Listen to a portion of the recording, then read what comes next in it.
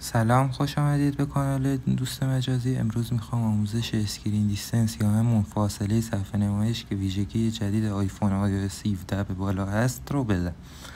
لایک و سابسکرایب یادتون نره. ممنون از حمایتتون. بریم سراغ آموزش.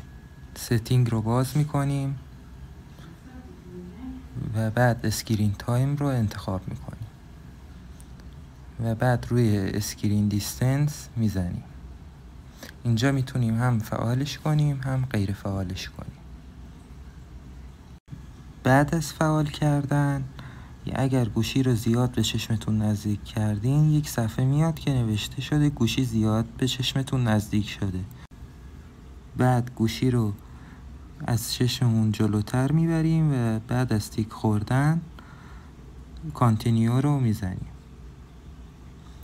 ممنون از حمایتتون. لایک و سابسکرایب یادتون نره. خداحافظ تا ویدیو بعدی.